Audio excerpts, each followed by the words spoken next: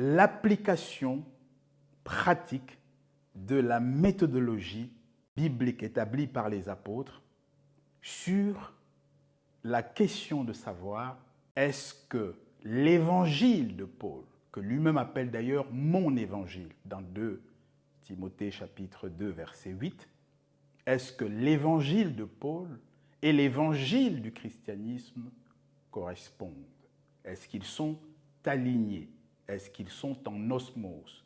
Est-ce qu'ils sont deux messages identiques, convergents, prêchant la même personne et le même évangile? Ou alors au contraire, est-ce qu'il y a des différences? Et s'il y a des différences, jusqu'où vont les différences?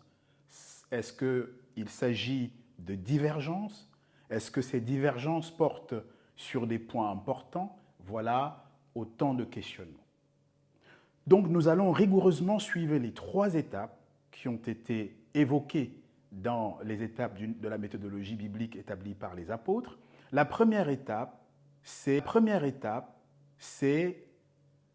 tout d'abord quel est l'objet, quelle est la parole, quel est l'écrit que nous voulons vérifier, dont nous voulons procéder à l'examen pour voir s'il est conforme aux Écritures.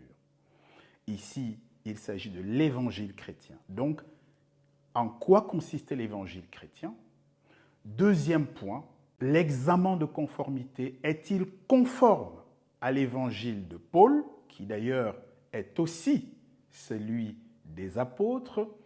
Je le dis sur le fondement de Galates chapitre 2, les versets 8 et 9, où nous voyons que la totalité des apôtres ont donné la main d'association à l'apôtre Paul et qu'ils étaient donc parfaitement en osmose, en harmonie, totalement alignés. Et d'ailleurs, Pierre, que Paul a pu reprendre de façon véhémente, n'a pas manqué l'élégance dans 2 Pierre 3,15 de rendre un hommage à Paul.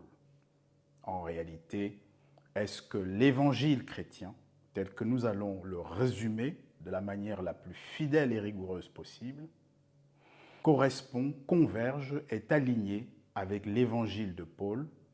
Nous avons pris Paul, nous aurions pu prendre Jean, nous aurions pu prendre la totalité des apôtres. Nous avons choisi Paul pour simplifier le périmètre de l'exposé, sachant que, bien entendu, dans Christic Academy, pour ceux qui nous rejoignent, nous allons beaucoup plus loin dans le détail pour éplucher des aspects que nous ne pouvons pas aborder ici pour 1000 raisons.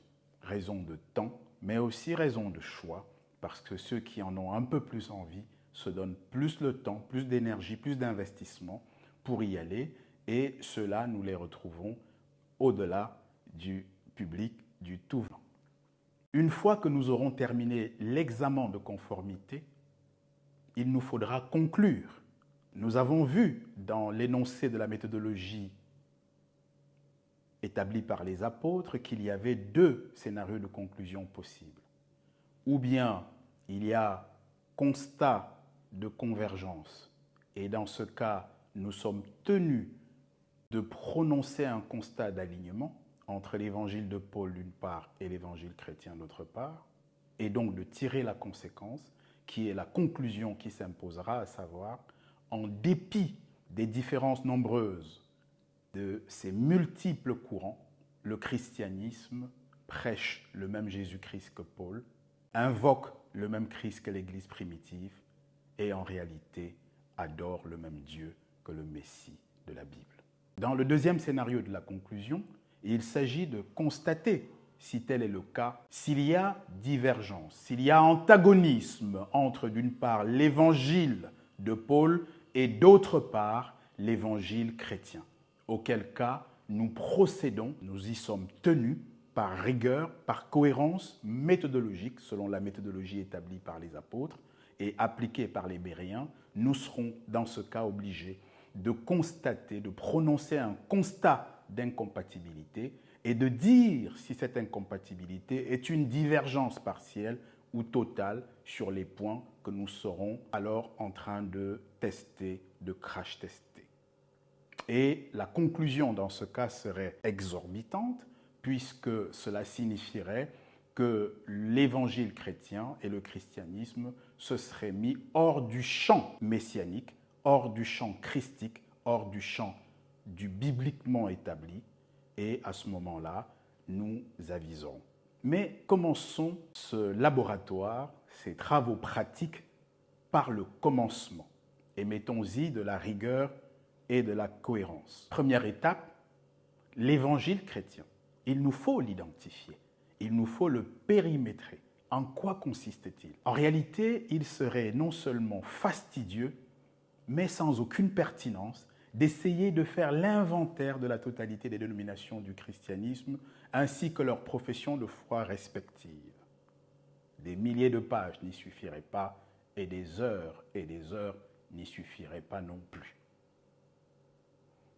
Dans ce cas-là, une bonne méthodologie, une bonne approche méthodologique dans la recherche consiste à identifier le corpus doctrinal commun à l'ensemble des dénominations chrétiennes. Pour le dire autrement, quels sont les points cardinaux des croyances transversales à toutes les professions de foi de l'ensemble des églises parties du christianisme.